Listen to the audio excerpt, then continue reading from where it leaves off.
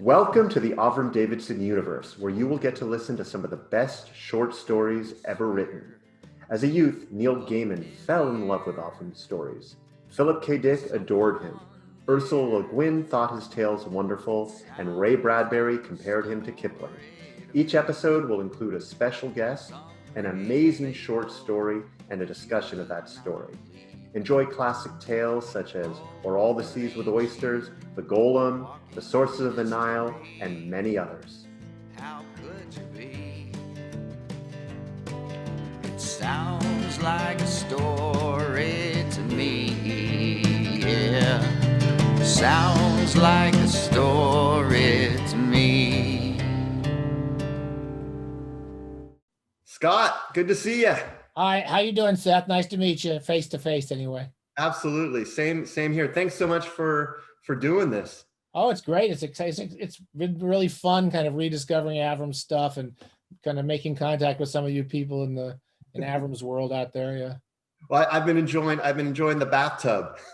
Oh, thank you. Yeah, we do. This is Lucky from Puppy Noir. She does the Puppy Noir segments on my bathtub. And, I basically just do the bathtub to keep out of trouble. That's the only reason I do. That's probably why you're doing these too. But just to stay off the street. It's the for me. It's the COVID project. So just well, I had nothing to do long before COVID. So I started a few years ago, and I think I'm doing my third Christmas special pretty soon. I do a special Christmas thing with dancing girls and. We have people on acrobats. We have acrobats swinging through the it's pretty exciting. I'm looking forward to it. Yeah, it'll be good. It'll be good. Well, I mean, I'll start off with you may have met me when I was younger, or at least when my mom was pregnant. Yes. So, I mean, tell me a little bit about, you used to come up to, I guess, some writing seminars or. Yeah, Avram ran one workshop. I think he only ran the one. In Sausalito. It was your mother's and father's house in Sausalito. I keep saying Sausalito because Avram lived there. It was in Marin somewhere. It would have been Sausalito. It was in the hills anyway. I remember it was up in the hills. It was a beautiful place. Sausalito. And, with great view. And Avram was living somewhere else. He had another apartment, as I recall, in Sausalito, but your mom let him use her house because it was a lot more comfortable. It was bigger.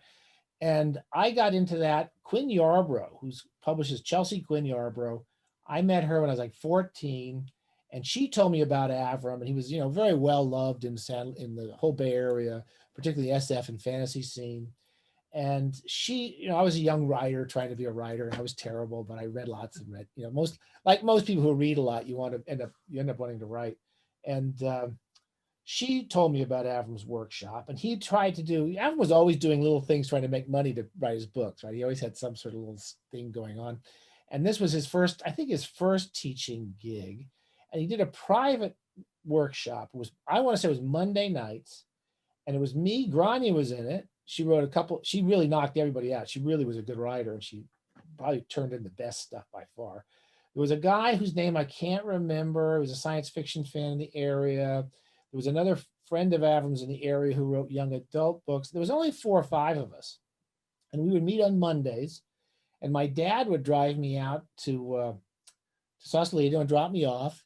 And that was the first time I met Avram. I'm pretty sure I never met him before that. And I got to know some of his stories at that time, such as O'er All the Seas with Oysters. And his first book of stories, which I think is called What Strange Skies and Stars.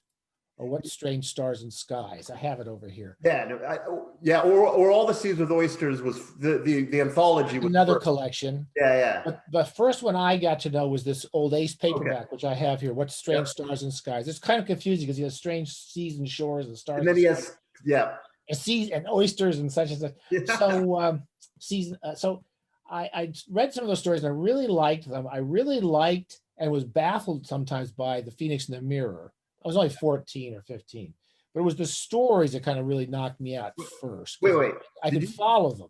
Did you actually try to read The Phoenix in the Mirror? I did. I read The Phoenix in the Mirror, and I really liked it, except I do remember getting lost in parts of it.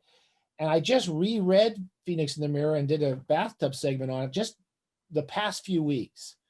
And I really missed most of it. I missed the boat on 90% of that book, which I do consider, I think I said in the piece, a great American fantasy novel. I think it is one of the top 10 fantasy novels written by an American, possibly even higher. It's an extraordinary piece of imagination and writing and prose. And but it's got so much esoteric information and so much detail. And again, there's one whole passage, as I recall, where he describes alchemists building this mirror near about 2/3 of the way through it. And then he does lots of he does this in all his stories as well. These they're long historical fantasies that are mixed in with real history, and then legends of history that Avram. It sounds confusing when you're a kid, but when you see it as an adult, you can see how well it's worked out, how well it's written, and how complicated each of those paragraphs are. I mean, there's just amazing imagination at work in that book, and then the information and the intelligence behind it. So I enjoyed it as a kid. I knew it was good, but I didn't realize how good it was until I just read it recently. I'm amazed because one of the issues with Avram, I think, is that at a younger age, I couldn't even imagine reading that at a younger age. I read it recently, and it was challenging for me. Sure. It was probably akin to me in high school reading Shakespeare for the first time. Sure. And so, it's interesting to me because it makes me think about who's the audience. I mean, who's the audience that Avram's writing to, because it's so intelligent that it's difficult for the average reader to get. Sure. It's not your normal fantasy audience either. It's not trolls and elves running around and fulfilling quests and stuff like that. Avram stuff is not all like that. I can see most Tolkien fans kind of being dismayed by Avram's work, but it's very, very unique.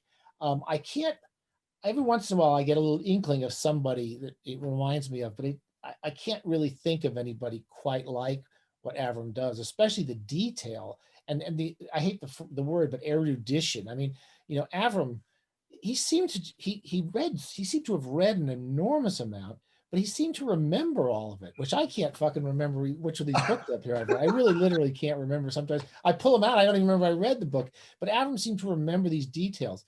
And it was one of the fun things. I mean, I remember being with Avram, and I really loved being around him. I knew him very well for many years.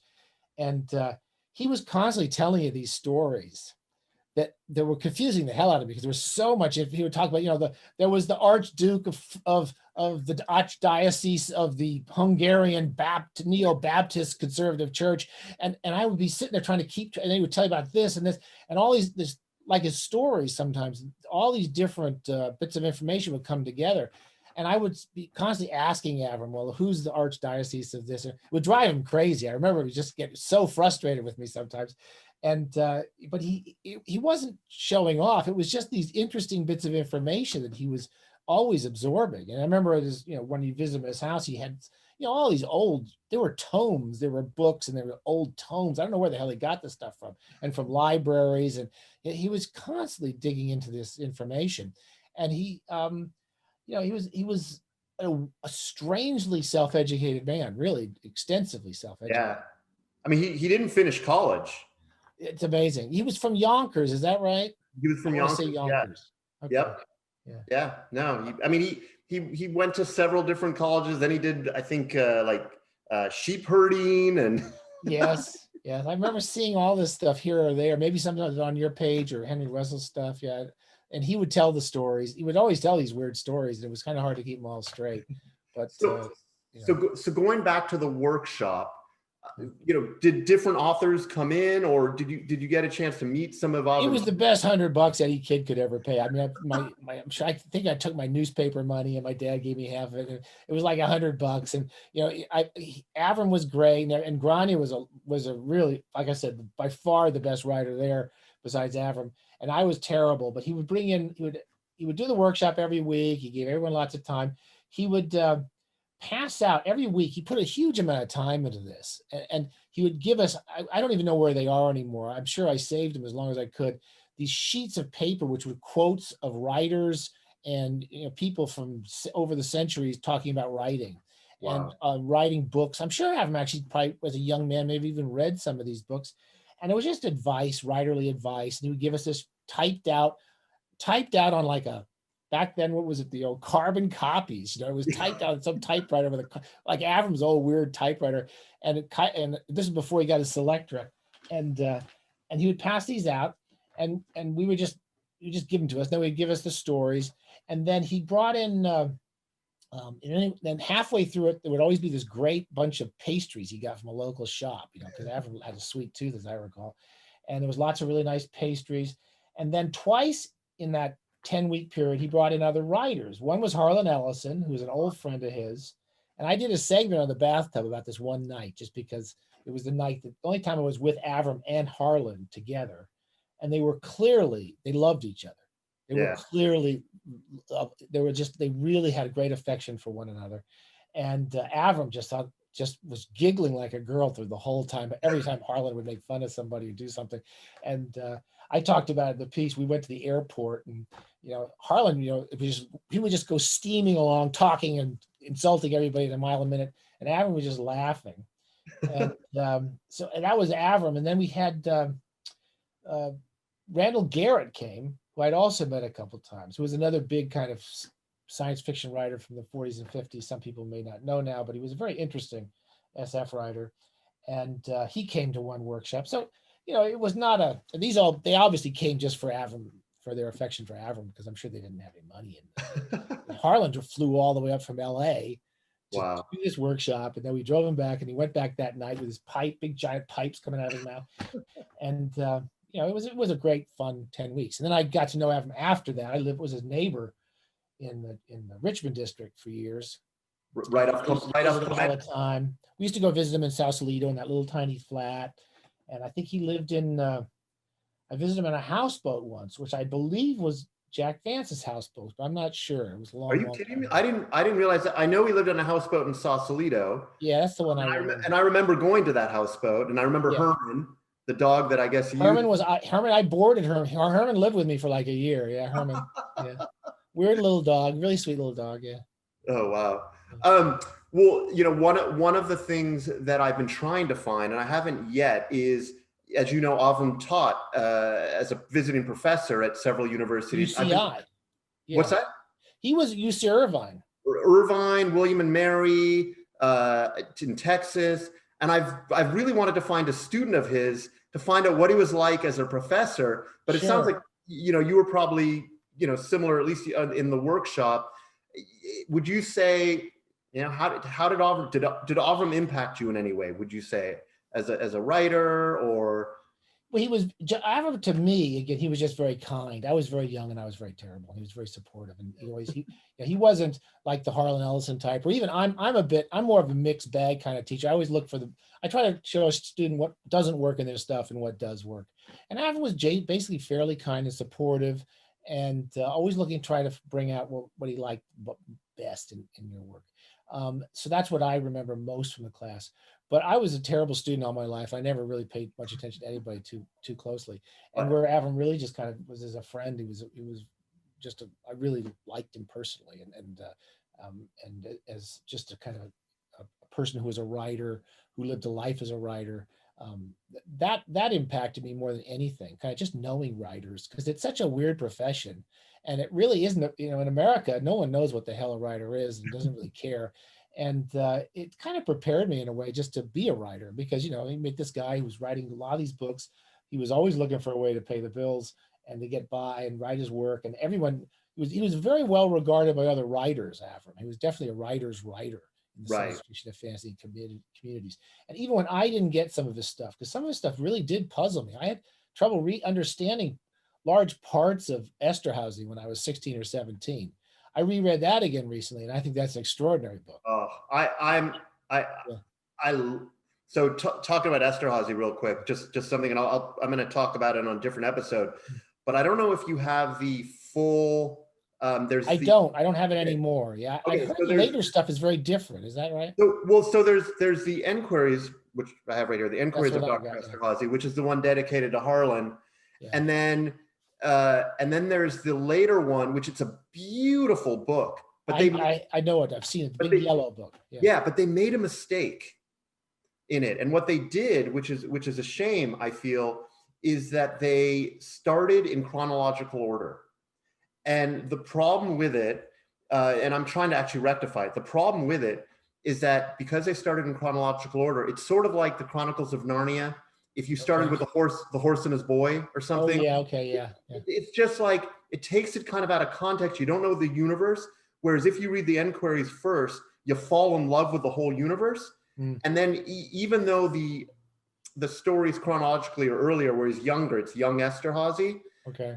When you start in that large yellow book, you don't know what's going on. So if you haven't been introduced to Esterhazy, you literally don't know what's going on. And it's a shame because it's so beautiful. I wish they had actually switched the order into when they were published as opposed to chronological order. Anyways, it's another subject, but it's something I'm trying to rectify. I like to check those out. Yeah, I heard they were very different from the early stories, but I love the early that one book, having reread it. But I have to say, even having reread it, one of the reasons I got in touch with Wessel is there's still one story in there I have no idea what's going on in it, and that's the Pandamon story, which I which one?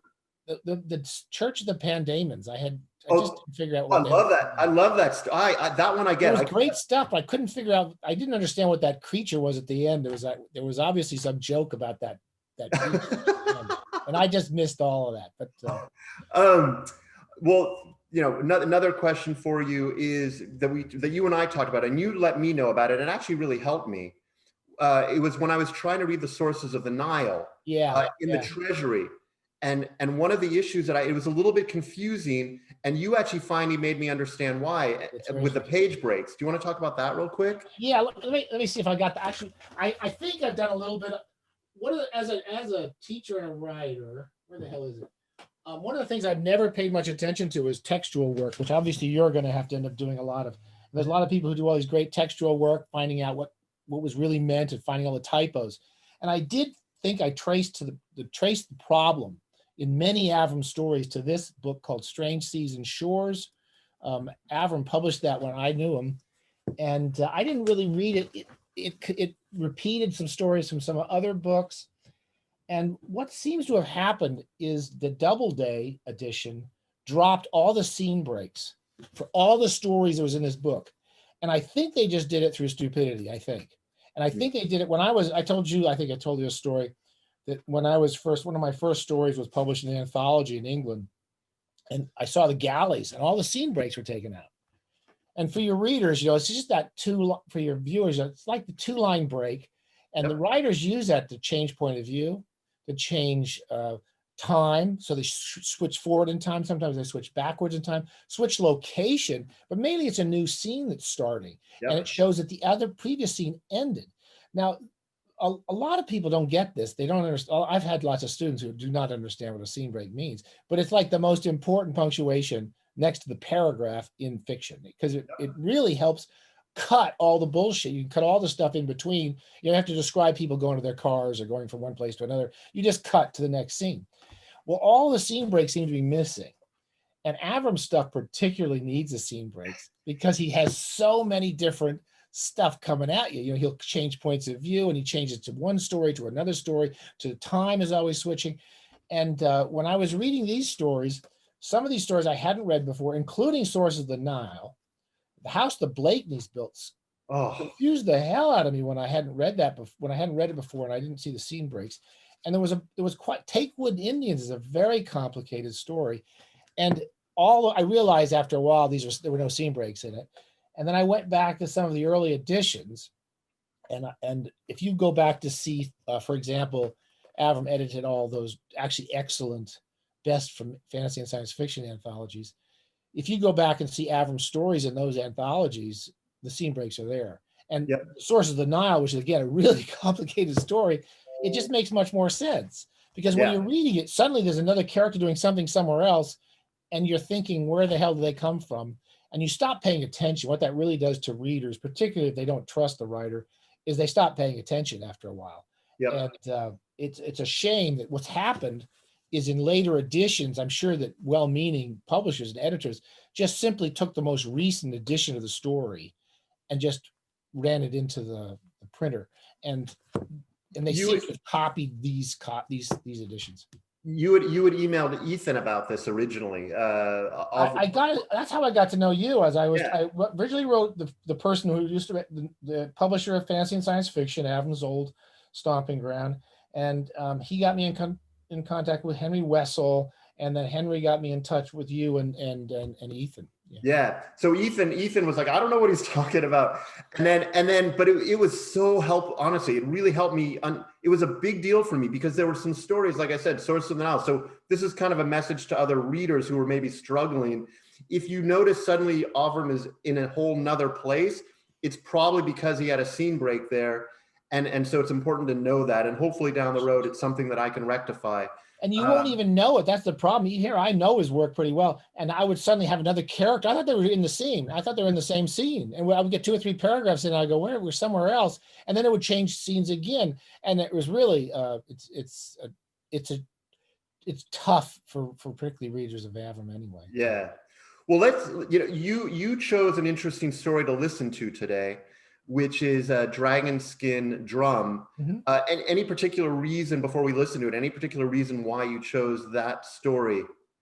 No, I just I've been going back and rereading Avram in my older, wiser years, and I never read that story before. I'm sure Oh, I recall him telling me about it because he was often telling me stuff about these stories, and I vaguely remember that, but I had never read the story before, and I read it in Collected Fantasies, and it's not a fantasy; it's one of his few really just kind of realistic for yeah. Avram story. Again, it's filled with lore and legendary and information and history, all those things that Avram loved.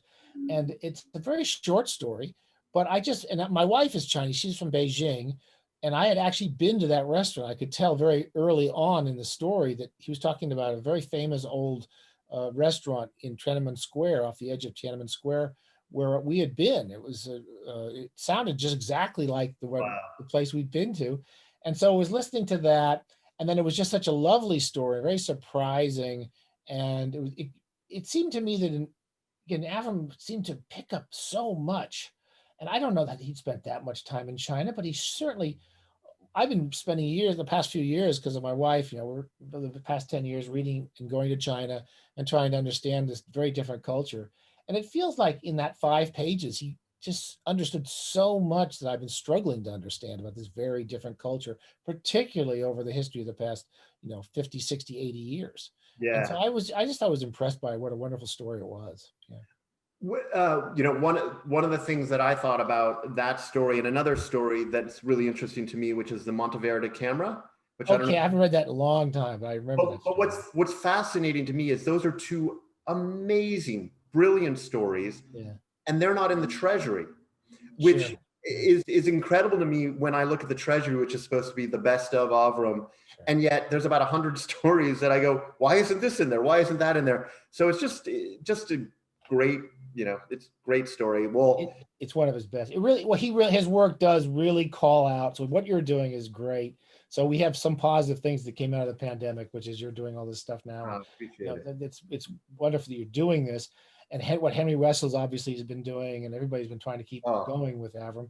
But he really does cry out for a collected stories of his work, and because the stuff really needs to be reevaluated. He's an extremely unusual and original American. He's an American writer in every way you can mean that term. He just brings so much together about the history of this country in the past 100 years. And he was such an interesting, a peculiarly interesting person in so many ways.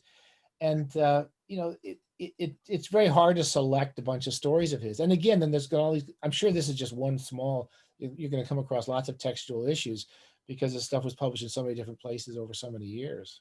yeah. Well, I'll say this last thing before we listen to the story, which is I spoke to Greg Benford recently, Yeah. Yeah. and Greg mentioned the same thing. You should do a best of. And my problem, I'm going to need help because my problem is I've fallen in love with so many of his stories. It isn't like there maybe are some that are more sophisticated than others, Yeah. but sometimes the simplest stories that he tells, he's trying to make a point. So I don't know how I'm going to pick them. It'll be hard to pick them. I mean, collected stories is probably a way too. I mean, there's a few editions of Avram's best, but that's an even bigger. That's a huge project. But just getting all this stuff and putting it together and textually sorting it out.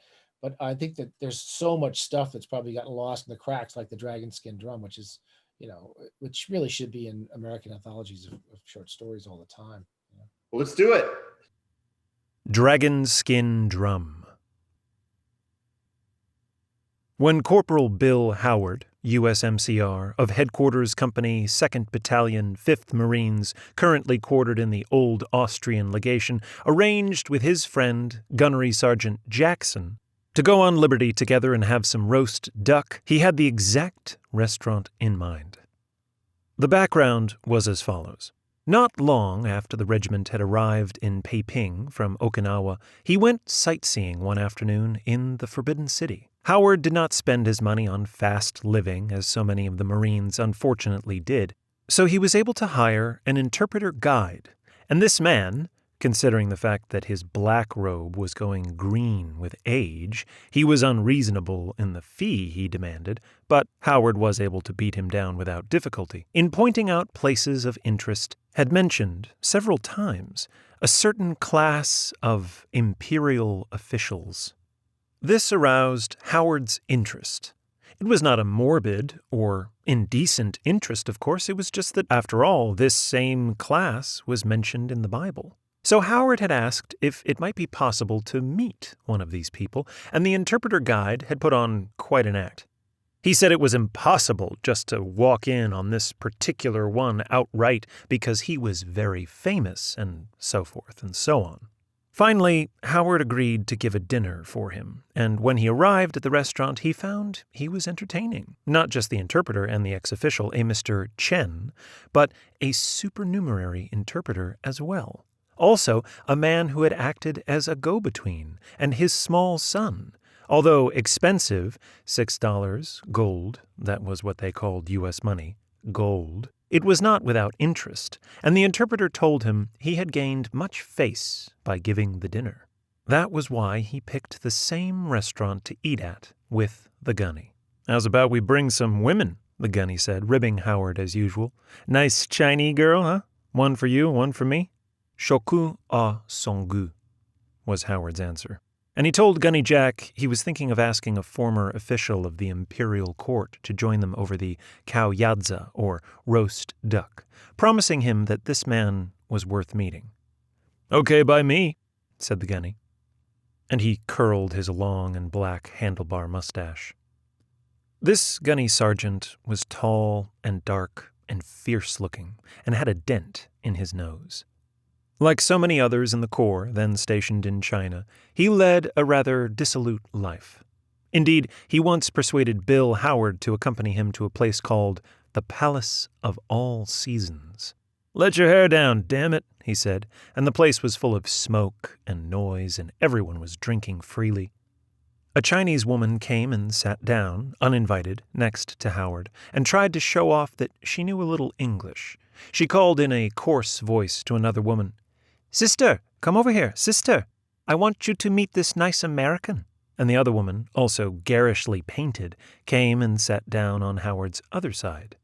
From the ribald comments of the other Marines, he gathered that these women were not hostesses, as they claimed to be, but just common prostitutes. So he made only perfunctory replies to their questions, and they finally let him alone. The older one, Blossom, was a disgusting sight, with cigarette smoke dribbling out her flat nose. But the younger one, May, or Sister, was rather pretty underneath the paint. It was too bad she lived a sinful life. On this particular afternoon, Corporal Howard and Gunnery Sergeant Jackson got into 2 rickshaws and went off through the maze of crooked streets and dirty alleys until they reached the place where old Mr. Chen lived, somewhere in the quarter known as the Imperial City. The elderly gentleman was obviously very pleased to see them, and when Bill Howard said to him in Chinese, for instead of wasting time talking pidgin English to prostitutes, he took Chinese lessons at the Y, "Chia fan lao yai," lo rhyming with cow, which is to say, "Sir, I invite you to dinner," he agreed at once. The old man put on a robe of black silk or satin with a flowery design over his knitted upper and lower garments, and they hired a 3rd rickshaw, and off they went. Jackson was moody and silent, which pleased Howard just as well, because once or twice before Gunny Jack, under the slight influence of liquor, had called out something in a loud voice which amused the rickshaw coolies and other low-class Chinese very much, until Howard asked him not to. The gunny protested it was the only Chinese he knew. Indeed, This friendship, with two people so different in their habits and whole outlooks, was rather puzzling to some people. Only the wonderful esprit de corps of the Marines could explain it. As the 3 rickshaws rolled down the street, and the shouts of the coolies mingled with the cries of the street vendors and the sound of the phonographs playing Chinese music in the shops crammed with strange merchandise, Bill Howard felt as if he were witnessing something unreal from a novel by Mrs. Pearl S. Buck or other commentators on the Oriental scene, picturesque and exciting, but impossible to understand, despite the many attempts he made to do so because of the importance of China in the world scene. They crossed Morrison Street and rolled to a stop inside the East Bazaar. This was a large building containing stalls and shops where absolutely every kind of ware was sold, and upstairs was the Mohammedan restaurant where they were going to eat. 2 of the coolies accepted their money at once, but the third one demanded more. At this, old Mr. Chen made a noise of shock and outrage, and he took the Americans by their hands and stalked them away like an indignant old grandmother. While they were walking past the curio section, he stopped and began to talk to a man who had a briefcase under his arm. This man wore a very tired-looking felt hat, and on the whole looked the picture of failure. But he turned out to speak perfect English. It seemed that old Mr. Chen asked him to join the party to interpret, and although for a moment Bill was annoyed, because each time he came here to eat he seemed fated to feed half the population of Taiping, it was just as well, because his own knowledge of Chinese, while equal to the stresses and strains of shopping, was certainly inadequate for conversational purposes, and there was absolutely no point in just feeding Mr. Chen. He wanted him to talk about the old days, before the monarchical system was overthrown, and he wanted to see if he could get some interesting stories out of him. Something that, in the future, in later years, when he was a father and had all his children gathered around him, he could say, such as, "Listen closely now, and I'll tell you a story that an old Chinese nobleman told me once." And they would shush one another and snuggle up close. So the 4 of them went upstairs, and by some miracle, there were still only 4 when they reached their private dining room, actually a small cubicle with a curtain across the door. A fat man with a wispy mustache had set up a cry as soon as he saw them come in. Little Mr. Wong, this was the interpreter's name, fiddled with his dirty fedora and started to speak to him, but the fat man interrupted after a few words. Mr. Wong laughed. The Chinese laugh when they are embarrassed or when they hear bad news or even when they tell it. One of them had said to Bill Howard once, "My concubine dies last week, ha ha ha." And Howard did not know whether to be more shocked at this easy confession of loose living or at the callous way the man laughed. But after a while he came to understand the Chinese character better. And it must be admitted you cannot judge them altogether by American standards. First, because they are not a Christian nation, and second, because they have been so long engaged in unremitting struggles for their liberties against external and internal enemies. The time before, when Howard was here in this restaurant and roast duck was ordered, a delicacy for which Taiping is famous, there took place an amusing incident. The waiter had led him downstairs and out through the kitchen, which was full of steam and sizzling and half-naked men shouting and little boys running about, down to the backyard, where there was a pen full of white ducks quacking around, and the waiter asked him to pick out the ducks he wanted. This time, he told them to fix a duck they had on hand ready to go, but they still insisted on bringing in several plucked ducks with the heads still on them for him to pick. Meanwhile, Sergeant Jackson was getting restless. "How's about some beer?" he demanded. "And some whiskey?" And he said loudly, "Hey, boy, got ye B-Joe? Got ye Whiskey Joe?" "Oh, never mind that pigeon English," Howard protested. "That's what Mr. Wong is here for, to interpret. Not that we aren't glad to have you with us anyway. I mean, Mr. Wong." Mr. Wong sat up straighter and opened his mouth. He looked kind of sad and soiled and crumpled. "Bring 3 PC B-Joe. Chop chop," the gunny said. The waiter, who was just a boy in a dirty apron, yelled something. Outside, someone yelled back. "They have no whiskey," Mr. Wong explained. "They have wine. I shall order wine?" "You doggone right, order wine," said the gunny, only he used another word instead of doggone. Mr. Wong spoke to the boy and looked more cheerful. Mr. Chen just sat back and smiled blandly and benevolently. The table was spread as follows: a clay pot with a wire tripod around which was coiled a long piece of glowing punk to light cigarettes on. To hold the ashes, 3 tall brown bottles of lager beer, glasses, 5 pairs of chopsticks, 1 to serve with, some squares of soft paper to wipe the chopsticks on, 2 teapots, cups, and 4 small dishes of chopped raw vegetables. These last Howard would not have sampled at any price because what the Chinese use to fertilize their vegetables with is too disgusting to mention.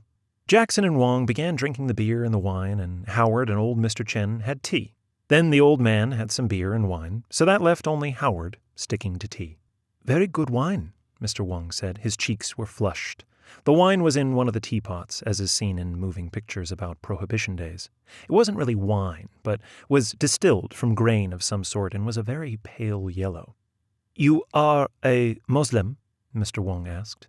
"No, I just don't drink," Howard said. "Have you been long acquainted with famous Mr. Chen?" On hearing his own name, the old man beamed and nodded. "What makes him famous?" asked the gunny, wiping beer off his long mustachios and pouring his cup full of wine. "Oh, he is a very famous eunuch." Gunnery Sergeant Jackson said, "Well, Jesus Christ." "Oh, yes. You see his eyes. They are eunuch's eyes. His face is the face of a eunuch. All have the same eyes, face. The lids, see how they droop? The face has no hair, only a soft down. It is like a face made of very pure but unbleached beeswax, in which grooves have been scored with a hot knife, no wrinkles, and his voice is the voice of a eunuch." Mr. Wong, his tongue perhaps loosened by his potations, went on to explain that the imperial government used the eunuchs as a kind of civil service. There were 2 grades. One was recruited from the lower classes to be servants of the imperial family, barbers, valets, and so on. The other was recruited from the upper classes, and these became government officials. "They don't do that anymore, do they?" the gunny asked. "No, not since the tyrannous imperial power was overthrown. It was a very wicked government." Corporal Howard quoted the text from Mark, which says, "Some are eunuchs from their mother's wombs, some are made eunuchs by men, and some become eunuchs for the sake of the kingdom of heaven. He that can receive it, let him receive it." "Well, don't look at me," the gunny said. Mr. Wong drank some more wine. "The Chinese Revolution was nurtured in the United States," he said. Then he belched. The Chinese consider this the height of politeness. "It is one reason why I love the United States," he said. Then he made quite a speech about Sun Yat-sen and the wonderful work Chiang Kai-shek, which he pronounced Zhongge-shi, had done, and the traditional friendship between the United States and China. "I'm getting hungry," the gunny interrupted. He, too, had been drinking, not wisely, but too well. "How about a oyster samavel?" he said, "or a shrimp?" The corporal asked, "What?" Just then they brought in a great big fish with the head still on. In fact, the gunny mumbled something to the effect that in China they leave the heads on everything but the people. Old Mr. Chen took the extra pair of chopsticks and was about to start serving the fish, but Mr. Wong took them away and poured hot tea over them and wiped them clean and gave them back. After Mr. Chen had very deftly taken off the skin and then all the fish on the top side, he turned it over, and as he was carving it out, he said something. Mr. Wong translated. Yes, you see, this is very interesting. At the table of the Empress Dowager, whose aide he was, they only served the fish on top, as it was beneath their dignity to turn the fish over. The rest was sent to the servants. See how proud and haughty the Manchus were. Now everything is democratic." "Does Zhongge-shi give his servants half his fish?" the gunny asked. "Mohammedan cooking is very good," Mr. Wong said, ignoring this foolish question. The gunny wiped his mouth. "By Allah, yes," he said. "I desire more." But the fish was already gone. They brought in a big plate of shrimp cooked in some kind of yellow batter, and after that there was a paper-thin mutton and vermicelli cooked together over charcoal, with cabbage and about 10 different sauces. Old Mr. Chen asked if they had vermicelli in America. Yes, Howard told him. Marco Polo brought it from China to Italy, and the Italians brought it to America. The trouble is, the old man really does not understand anything foreign, Mr. Wong said. Certainly nothing modern. If you ask him about Russia, for example, he will tell you about the presence of Catherine the Great to Qianlong. If you ask me about Russia, for example, said Gunny Jack, I'll tell you the following story. When I was young and ardent 16 and had not yet developed these bar muscles amidships, my father was convinced there would be a war with Russia at any time, and he sent me to military school. One morning, while they were very Spartanly getting in some mileage in the streets near the school, clad only in sneakers and shorts, I glanced to see a very pretty woman giving me the eye as I jogged by her house. So I let everyone else get ahead of me. Then I jogged back, straight to her welcoming arms, and there I stayed for 2 days and 2 nights, practically a prisoner, as she refused to get me any clothes. Finally, unable to continue my feats of war on a diet of soda crackers and peanut butter, which was all she had in the house, I departed. When I got back to school, I told them I'd had amnesia and remembered nothing. This important part of my education I owe entirely to the Russians, and I have endeavored to show my gratitude to the women of that nation here in Peiping. Howard didn't know exactly what to say, so he asked Mr. Wong his profession. I am a school teacher. Soon I shall tell my classes of this meeting of ours. How 2 young Americans in military service spent time in inquiring of the old China and the new. Corporal Howard was very glad he had gotten the floor away from Gunny Jack. As soon as the latter had a few drinks, his whole manner changed, including his manner of speech. This had proven embarrassing before, and then the Gunny broke in. If I might ask the new China a question? Why, certainly, Mr. Wong said very politely. You're a sympathizer of the Kuomintang? Oh, yes, for over 30 years. And the school teachers are on strike? Mr. Wong laughed in embarrassment. Because they can't get their salary, right? Mr. Wong looked at his plate. And the government said it'll give them free cornmeal, didn't it? And the teachers won't go back to work until they get the cornmeal, right? Mr. Wong's cheeks were very red. He nodded. Well, doesn't the new China notice that plenty of people are making plenty of money? Why doesn't it raise hell? Less corn and more hell. I mean, more hell to get more corn. Mr. Wong said, It is the communists.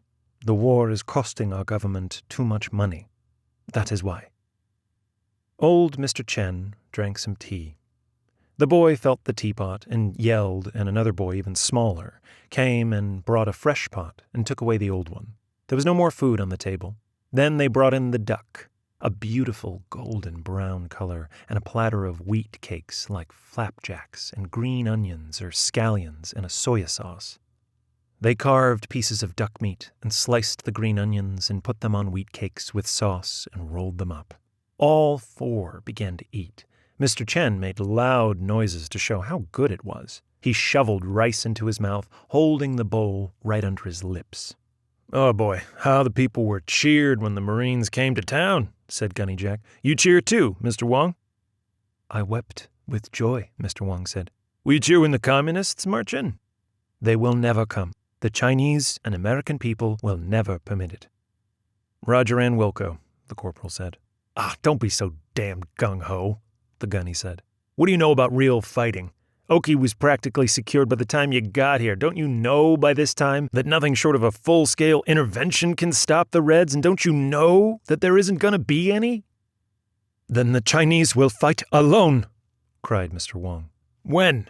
They're not doing it so far. A wonderful series of strategic retreats. Nope. The Reds will march in all right, and when they do, you will cheer all right, and you'll tell your classes to cheer. Know why? Mr. Wong appeared very angry. Why? He asked. He was trembling. Because otherwise you won't get any cornmeal, that's why. And I am greatly afraid you won't get any more roast duck no matter how loud you cheer, so eat up now, my brave Pekingese. Once again, Corporal Bill Howard felt constrained to change the subject. Besides, the purpose of this gathering was not being achieved. So he asked Mr. Chen questions about his career. The old man began to tell scandalous stories of the Empress Dowager, of whom, for some reason, he seemed quite proud, despite everything. She became empress simply because she bore a child to the then emperor, and this was typical of her life because she was never really married to him. Then there was the Boxer Rebellion, and she pushed her nephew's concubine down the well. Actually, she had some eunuch do it, Mr. Chen very calmly said, and kept him, her nephew, the emperor, locked up because he disobeyed her, and she was very strong on filial piety. But this wasn't what Bill wanted either. He asked Mr. Wong to ask Mr. Chen to tell them a story. Mr. Chen thought very deeply in silence. Then he began to speak. In the palace, there was a drum made from the skin of a dragon. When there was a bad drought, the emperor, but only he, would beat upon this drum, and it would rain, and the crops grow again. And after this statement, the old man smiled. Is that the whole story?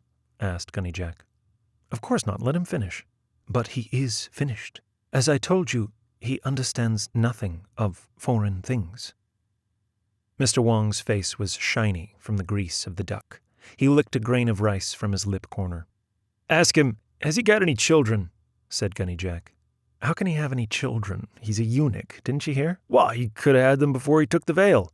Sometimes it was so, said Mr. Wong, but not with him. He lives with his nephews. He became a eunuch when he was 18, and now he is over 80. Gunny Jack swore loudly. Mr. Wong explained that Mr. Chen had handled much money and was considered to be beyond temptation by women. The subject is too sad, Jackson observed. Listen, I desire to hear his views on the current situation. Ask him who, in his opinion, is to blame for it. Tell him he may speak without fear. Mr. Wong cleared his throat and spat in the corner. The two Chinese spoke together. Huan Shikai, said the old man. He spoke in a tone of cold contempt.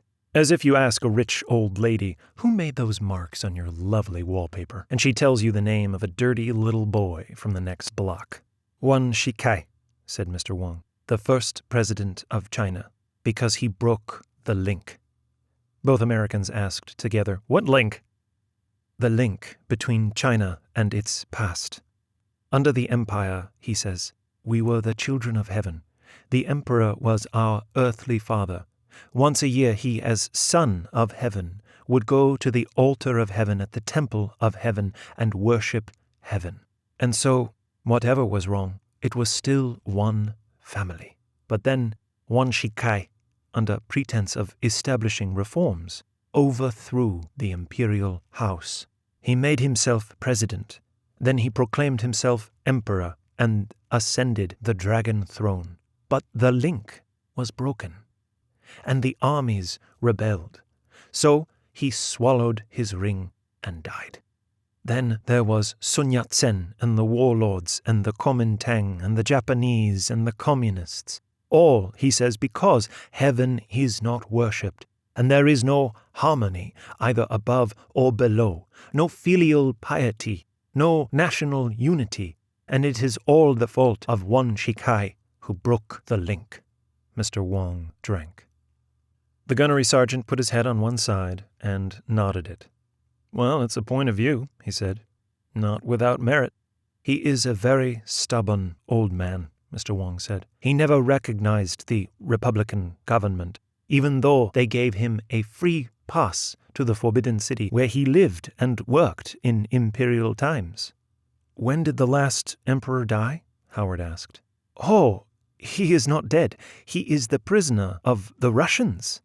Jackson said, What? Oh, yes, said Mr. Wong. The last emperor was only a boy of 4 when he ascended the dragon throne. 2 waiters came in with hot towels rolled up, very gray-looking and probably crawling with diseases, which Howard waved aside. But the 2 Chinese swabbed their faces in them with loud grunts of pleasure, and even the gunny used one.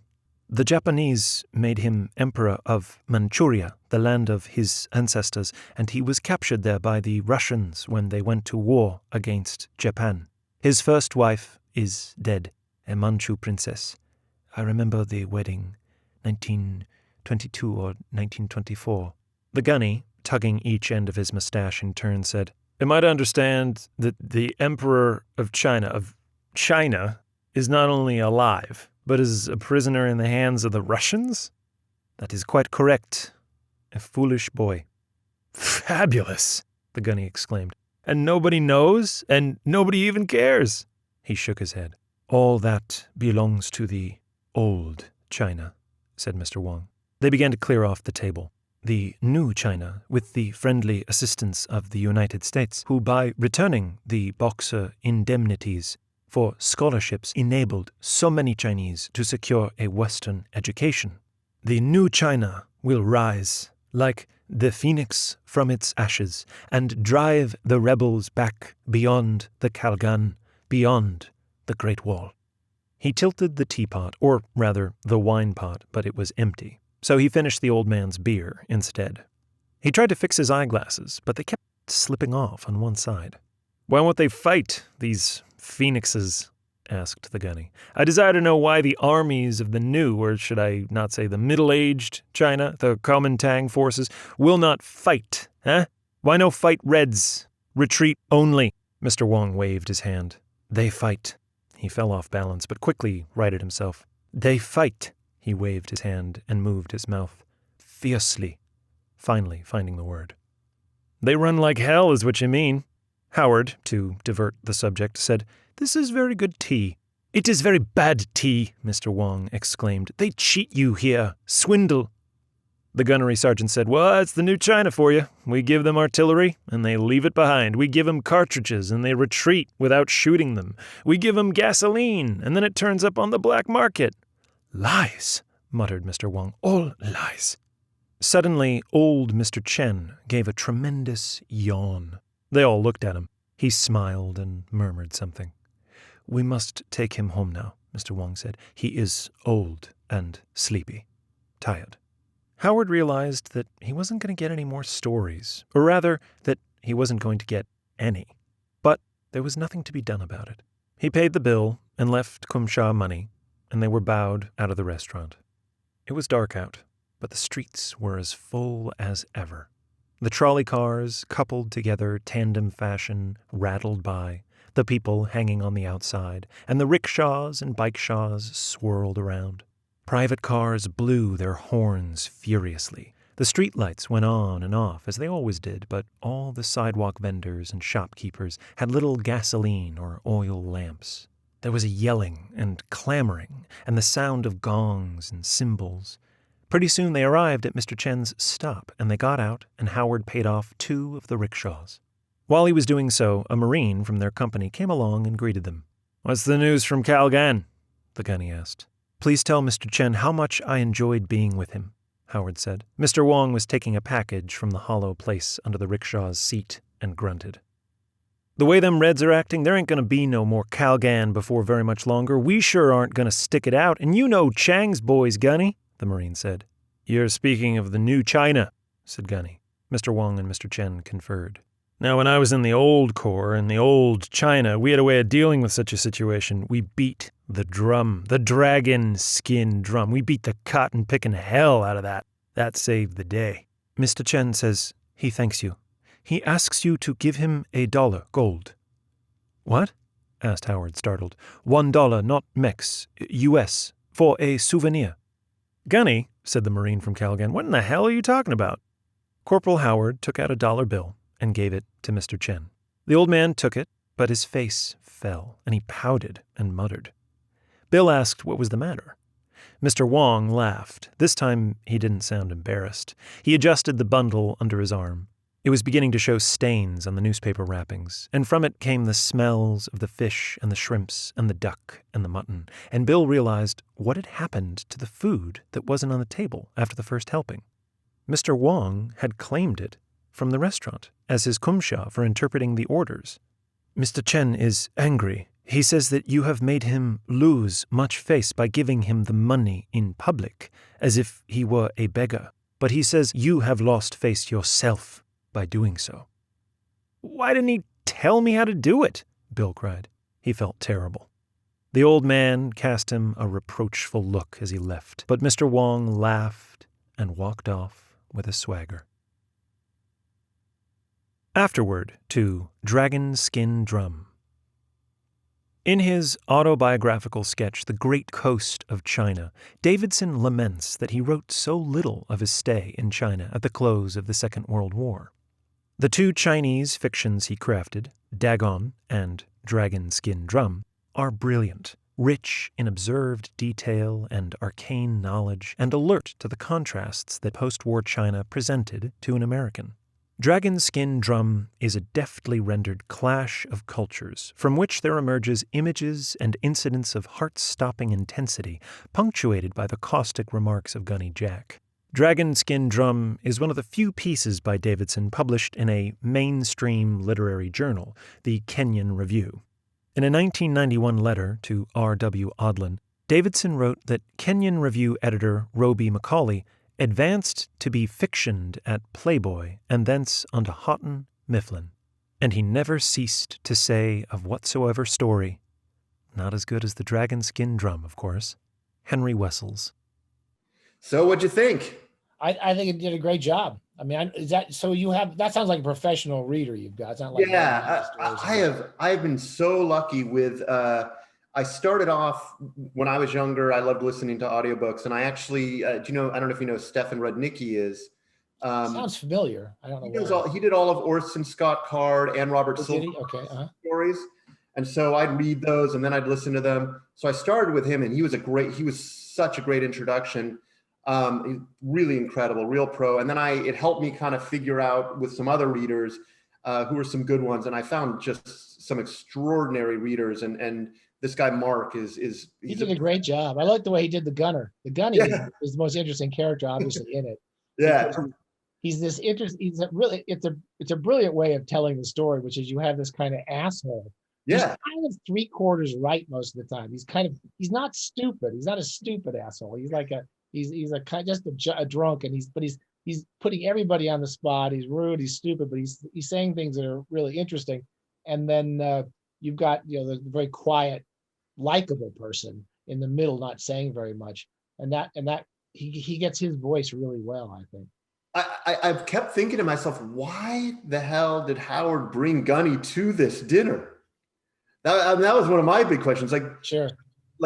Given who he's going to be meeting, why would he brought Gunny? Well, I think that's through life we end up with these people who are kind of assholes who we like, and I can sort of see someone liking Gunny. He's just he's not stupid. He's just an asshole, and I've known lots of people like that who you kind of want to have around. But then kind of this apple cart of having these two people from this other culture who Howard doesn't understand either yet. So he's learning as he sits at this restaurant and sees everything fall apart that this is just not the way to talk to these people. Yeah. What struck me from the story is, you mentioned it earlier, nothing to do with fantasy or science fiction. It is just pure literature and pure details of a slice of time. I mean, that respect for this kind of ancient empire that's come up crashing into the World War II and all the revolution and all this stuff happening in China, and that's the thing that in all of Avram's books is just respect for all that legendary and history. It's almost impossible to tell it apart. It's just and it all comes right into that little restaurant where they're bringing the ducks to your table with all the feathers pulled off. It really is. I think I don't know if I said it here or said, but it really should be in classic American short stories. That's one of his best stories, I think. One of the things I had to do was look up whether, Avram was kosher. And so I had to look up whether duck was kosher or not. And it is, depending, there's certain rules, it's confusing, but it is considered kosher. So that was interesting to me to understand that context because of the type of restaurant that it was. I right, sure. But basically it was halal. And then... Yeah. I don't remember that Avram was kosher, but I don't think I knew what kosher was when I knew Avram. So, I don't recall. I don't recall him drinking very much. No. Yeah. Character Howard doesn't drink, so that kind of made me think of him. Yeah, no, I mean, definitely you could definitely tell there were some parts of, there's no question there was some parts of Avram's own personality Little in bits there. of him, yeah. And I You imagine, could certainly see Avram getting these people and wanting to meet them while he was there, so oh he could yeah, pass this information on. That was the part, was just really an interesting story. That character is very interesting. and it's also a lot like some of his. He tells other stories that are similar, where you have the big kind of hulking soldier, like the affair at Lahore Cantonment, and then you have the kind of more mild mannered, mild mannered soldier. And I imagine this is also contextually from Avram's time in World War II. I have to imagine that. It's just I don't know how much you're getting back from, because I don't know how much Avram wrote about his own life. I'd be interested in seeing more details about his life over that, particularly those first 30, 40 years of shepherding and living in Yonkers, and the book that I guess you're working on now, which I actually read Beer. It was called Beer, I think. The book he wrote about growing up as a kid in Yonkers. There's another place he knew really well, because all the time I knew Avram, he was a West Coaster, but when he writes about New York, he writes about it with such authority and such knowledge of that city. That he clearly. Lord, I don't know if did you ever read Lord of Central Park? I love that story. I just read that for the first time. Yeah. Oh my gosh, that is so much fun. That's one of my favorites. I mean, every time I say one, that's one of my favorites. Sure. All right, one thing I was trying to understand, and maybe you understood this and maybe you didn't, but when Mr. Chen asks for his kumsha, his tip, and Mr. Wong does it in a way that really embarrasses Howard, really puts him in a bad situation where he asks for the dollar and then he does it in public. Right. I was trying to figure out why he did it. Who did what? Howard? So no, Mr. Wong. He asked the gunny, doesn't he, for it? I can't remember now. No, I think he asked Howard for it. Okay, all right. Yeah. I think that's the way I read it. And I was trying to figure out why he wanted to embarrass, because he was clearly done on purpose and he walks away with a smile. So he's happy that he embarrassed them. Oh, maybe you're right. Yeah, I didn't really think about that. Yeah. I was trying to figure out why. Did you have? I don't know. Maybe. I don't know. I didn't. I think it was just the whole embarrassment of. Yeah, I did. I think you're right. He felt like he had kind of won something over these two. Yeah, I mean, maybe I kept thinking maybe it was because the way Gunny was being such a jerk. Yes, it was his way of paying him back. You're in the wrong place and you don't understand it and you misunderstood this thing. I think you're right. I think that's basically what was going on. All right. Well, one of the things I love to do, I've talked about this before in these stories, and I don't know if this one's great for film, so to speak, but I always love to. It'd make a great little half-hour episode somewhere. I think. Yeah. So yeah. But who would you? Four characters: Gunny, Mr. Wong, Mr. Chen, and Bill Howard. Sure. Is there anyone you would choose? Well, the only one I told you, the only one I could see is I sort of see the character as a younger Gene Hackman. Gene Hackman's kind of the perfect Gunny. He's got that intelligence, that fast talking character. And then you got the young, you've got the Avram type character, the kind of sensible person who's actually trying to learn something. And, a young, earnest John Cusack. That's who that reminds me of. So that would be my ideal for those two. I don't know enough Chinese actors. I should, since my wife and I watch lots of Chinese movies. But I mean, I'm just good. If you take really older characters, I always think of Chow Yun-Fat and everything. I used to love Chow Yun-Fat movies, so I put Chow Yun-Fat. Anything I could put him in, I would put him in. And that's exactly for me as well. That's who I thought about for Mr. Chen from Yes. And he's, for those who don't know, from Crouching Tiger, Hidden Dragon is where I think he's most well known. And he did tons of Hong Kong films, like just Hong Kong. Must have been 50 of those movies. He was always good. And kind of had a brief Hollywood period, but some of those old John Woo movies are fun. And then I don't know, I like Jackie Chan too, so I put Jackie Chan in there too. That's who I had for Mr. Wong or I thought Jet Li would be kind of interesting. Jet Li is always good, but he doesn't excite you to see Jet Li in a movie. Whereas you see Jackie Chan, you're always happy to see Jackie Chan. You are always happy to see Jackie Chan, and I could see him walking away with that little chuckle as he absolutely. It's actually a good part for him. Now he's become a wiser, older guy. For Gunny, I thought of there's this actor John Bernthal on Netflix. It's the Punisher series. He's got this. Oh, I know who you're talking about. Yeah, he does look like that kind of broken nose. He's kind of tough. And that's I think that'd be good. And then there's this new actor I'm really fallen in love with. I don't know if you've watched Queen's Gambit. I loved Queen's Gambit, yeah. So the character who plays Benny, who's Thomas Brody Sangster. Benny, I can't remember. Was that one of the boys that she knew? I can't remember. Yeah, Benny's the U.S. champ. He's the one kind of real skinny guy. Yeah, really skinny. Yeah, I thought he looks a little nasty to me. He always looks a little mean to me to play the central character. But I think he's always good. Yeah, I think he could shave the little mustache and go a little bit softer. Yeah. Well, any other, before we finish, anything else that you want people to know about Avram or anything else that I'm sure we could go on for hours here, but I could talk about Avram. I'm really enjoying this because I don't, it's been a long time. I think that if I was recommending someone to start reading Avram, most people would say start the short stories. There's a lot of the short stories. We've talked about how some of them can be very complex and a lot happening in them. One of the problems with reading today anyway is people don't have the time to read properly. People are so busy and they got so many things on their mind. So they read John Grisham or Stephen King crap where nothing's happening for 500 pages and it's easy to remember it. Whereas Avram, there's so much more happens in 10 pages of an Avram story than an entire fleet of Stephen King novels, and more stuff of interest is being imparted to you. See, but some of the short stories are not at all. They're really right off the page come at you. And the ones that I always remember, the visual kind of really knocked me out when I first read them were many of those stories, such as or All the Seas with Oysters, which is one of his great ones.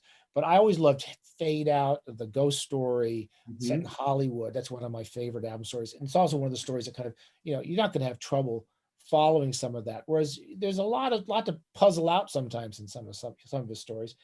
And I think that I do recall those first two collections, or All the Seas with Oysters, which I think has the Monteverdi camera in it. I think that's a really good one. Yeah, and a lot of those stories, the Phoenix in the Mirror is definitely a great American fantasy. It should be really in the list. One of my followers on one of my shows I do responded to this idiotic Time list, the Time magazine 100 best fantasies. Yeah. A pile of crap. And it was all books by the people who were judges on the. Did you see this? They're all the judges on the show. So they are all giving themselves these awards. And here was this extraordinary book, easily one of the greatest fantasy novels of the past 100 years. It should be up there really in the annals of great fantasy. And it's so unusual, so strange, and so beautiful. Beautifully written book. Scott, I cannot thank you enough. Well, thanks for doing this. I think it's so great that you're doing. I'm so glad there was a pandemic so that you were forced to do this stuff. No, I keep saying the silver lining to the pandemic has really been. I have truly. I mean, it's crazy. I found this treasure sitting up in my attic that literally upstairs. Yeah, I know. That I really didn't know was there.